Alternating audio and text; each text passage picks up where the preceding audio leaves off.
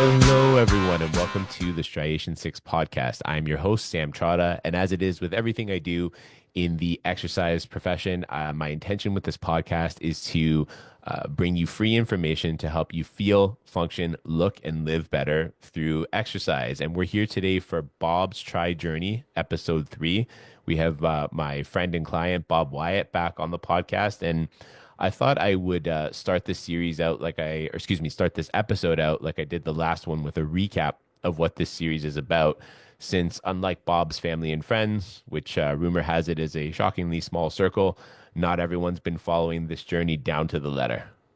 Wow, too bad there can't be a skip recap button on a podcast. That was kind of soul crushing for me, Sam. Fun for you, I could see. I think we're all having a bit of fun here. This is what do we call this? Locker room humor kind of thing. Anyway, we'll call it podcast locker room humor. Anyway, just to recap for everyone out there, Bob has decided to enter his first Olympic triathlon.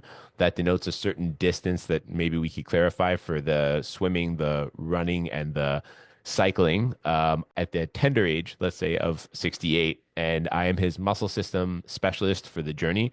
We're using this muscle system work approach that we have here at Striation 6. It's a unique approach to identifying, correcting, and progressing exercise when it comes to problems in the body. And it's interesting just what we've accomplished so far. Bob and I meet pretty much weekly for muscle system work sessions and do these update episodes about monthly. And this is episode 3.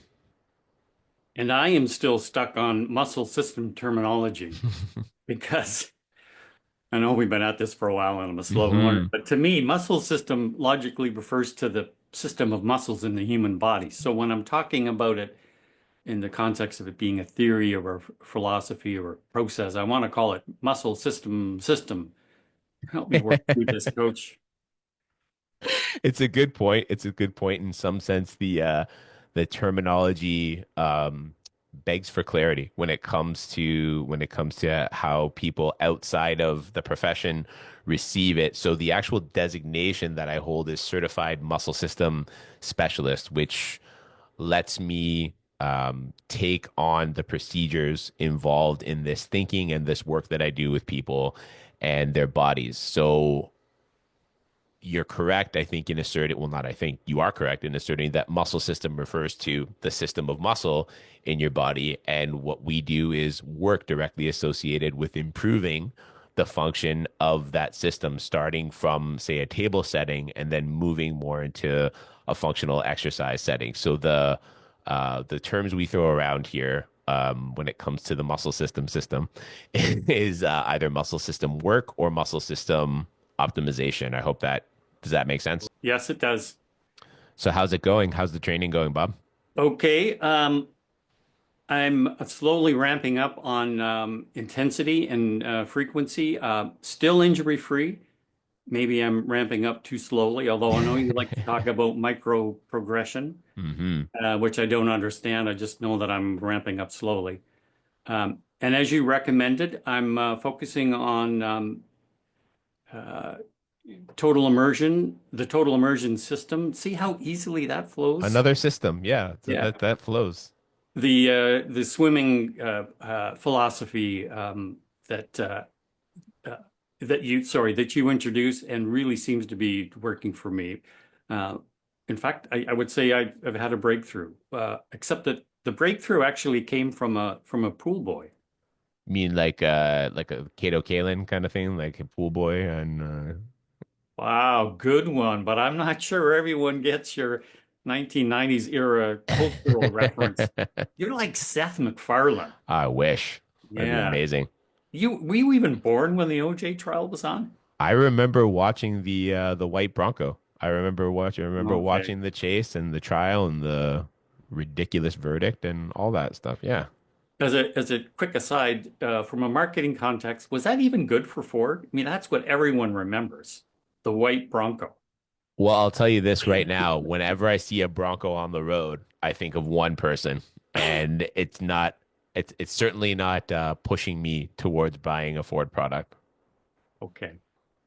Well, I was referring to pool buoy if I'm to use proper Canadian elocution. So it's a small figure eight floaty thing that you put between your legs while you're swimming. And it helps you float your legs. But most important, floating your legs makes your body more aerodynamic, reduces the need for kicking. And these are both essential elements of the total immersion system.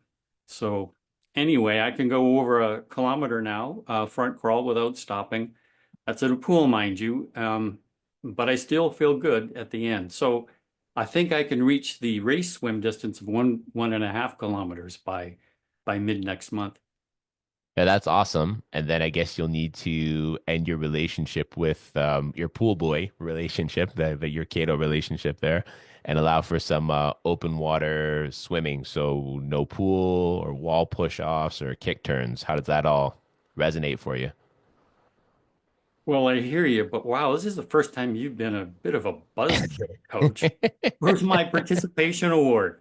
Most improved client accolade. Yeah, no participation awards when those elbows and feet are flying in your face in the water in the try. Uh, So well, honestly, I'm reveling in the fact that I'm learning to do something that has eluded me for all of my life. Bob's tri journey was about minimizing natural physical decline, and here I am learning new things, improving. So it really feels great. This is month 3 of training. And I feel like the mental aspect of exercise is becoming more important. You know, it's like my body wants to work, but my mind seems to need more coaxing to be willing to go along with the hard work. Um, I'm reminded of a famous scene in National Lampoon's Animal House, where there's a I'm already devil on laughing. one shoulder, and you're too young to even know what It's classic. It's devil frat. on one shoulder, angel on the other. Hmm. So my angel body is Robert, do the right thing. You know you need to work out today. And then my devil mind goes, "Oh, Bobby, come on. Have some fun. You can take a day off." It's a struggle. So the first thing I want to comment on with that, if it's all right, is that the name um you choose for yourself on a day-to-day basis. I know you as Bob, which is dead center between Robert and Bobby. So I guess Bob is like the perfect angel devil, the optimized angel devil mix. Does that make I, sense? I, I'm the real human being in the middle. You're right. And You're the real. really great That's quite psychological something. analysis there. I Well, like it. yeah, I minored in psych. No, I didn't actually. I just but I think it's actually all kidding aside. I think it's a fairly common thing, and to especially when you are training hard. Make no mistake, at this point you are training hard. You're in the pool multiple times per week. You're still running. You're still cycling. We're doing this muscle system work stuff, and you're getting fitter so far without any negative repercussions. In fact, we've actually, not that you came in, so as a bit of an aside, Bob was it was and is a unique client for me. Typically with muscle system work, we deal with people who are in pain, who have a lot of dysfunction. And the work that I've been doing with Bob is more along the lines of I'm in no pain, but I have this rather difficult Herculean task that I'd like to accomplish. Can you help me make sure I stay out of pain as I try to accomplish it? So it's a slightly different context with this, but the work still goes in somewhat the same way. We find out where you're starting from, and we progress things from there. And that's a long-winded way of saying, if anything, your functions come up. Like you said, you've learned new skills, and the skills might be along the lines of total immersion technique swimming. It might also be, let's say, full overhead reach with your right arm and shoulder, which was something that was eluding you when we first started. And that's one of the things that we've worked on, and it's quite essential for a front crawl. So I think that's all excellent. And as you're doing this, there are going to be days where your mind says, nah, not today, not today. And what I counsel all my clients to do, and what I'm, after some recent injuries, endeavoring to do myself, is decipher between the different kinds of resistance to exercise. There are two different kinds of resistance that come from the mind. The first sounds more like, I don't want to do this today. I don't feel like it. I don't feel like it. It's not good. I'm boring. It's stupid. That's the whiny. That's the Bobby. That's the Okay. Bobby. That's the Bobby. That's the Bobby that says stay in bed, have an extra croissant, watch some TV. Don't do anything particular. Don't even forget exercise. Just don't even do anything. Who needs to do anything in life? And then Robert might say to you at some point, you need to sleep. You need to rest. You need to recover. Recovering will do you better than exercising or working out today. And that's something to heed. Now it may mean you fully rest. It may mean you do more of a recovery style exercise session, and that changes depending on the context. So if you were going to swim and your plan was to swim a kilometer, maybe you just practice technique rather than swimming a kilometer, or you swim it at a more leisurely pace. Or if you were going to run, maybe you run at a slower pace for half the distance. So, or like I said, maybe you sit in bed and eat croissants and take the time to just let your body rest and hit the road or the bike or the water or the weight room or whatever it might be the next day. So to boil it all down, is it Bobby or the devil on your shoulder saying, "Nah, you don't need to do this. This is stupid and whatever. It'd be more fun to not do it." Or is it Robert or the angel saying, "Rest is going to do you better today." You can make a more informed decision from there. And personally, when it's Sammy Boy saying, "Nah, you don't need to do this. This is stupid. Who needs to lift weights? Who needs to do jujitsu? Who needs to do all this?" I say, "Okay, I need to get in there and do this today." But if it's Samuel saying, "You need to rest. Recovery is going to serve you a lot better today. I should have listened to that guy a lot more than I did." And that I think has a lot of value. Nice answer.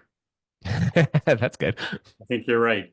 I just got to get used to the nuanced, slight differences in the two voices, Hmm. It's uh, tough. Bobby and Roberts. Yeah, and yeah, they're close, but I got you. The whiny bit is usually you can usually pick that up. Yeah. Sam, I guess every coach trainer is a philosopher and a psychiatrist as well as a friend and everything else. So good analysis. Thank you. You mentioned Tim Ferriss when we first talked about total immersion, and I admit I did fall down his rabbit hole just recently. It's a long one.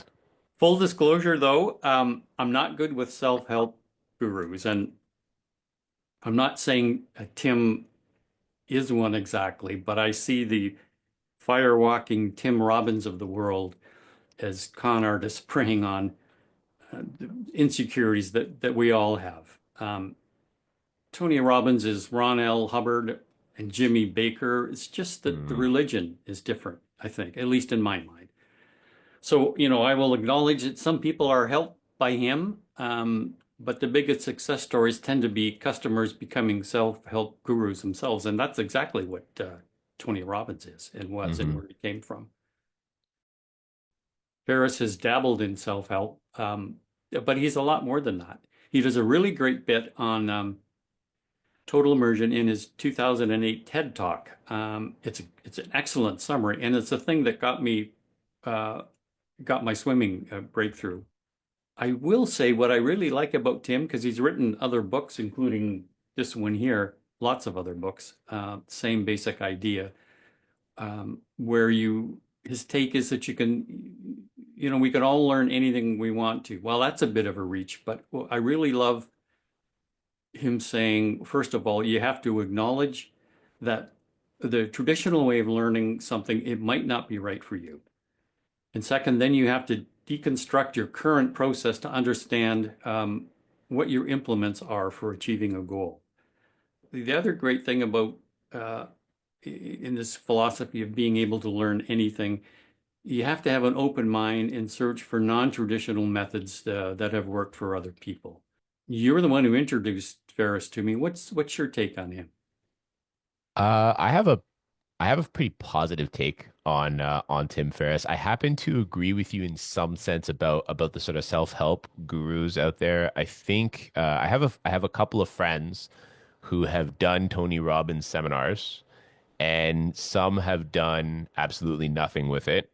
They just like to talk about, having gone, and others have taken the principles and applied them and had a lot of success with them.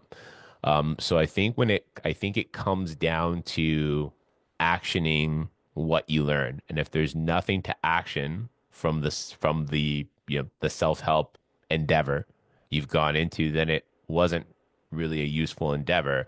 However, if you can make something actionable and change your life in a positive way, there can be value. So I think it depends somewhat on the supposed guru, but also on the person attending. I know a lot of people who make a secondary or sometimes primary career of attending these self-help seminars and doing this self-help kind of work. And I'm actually a little bit prone to it myself. It's something that interests me.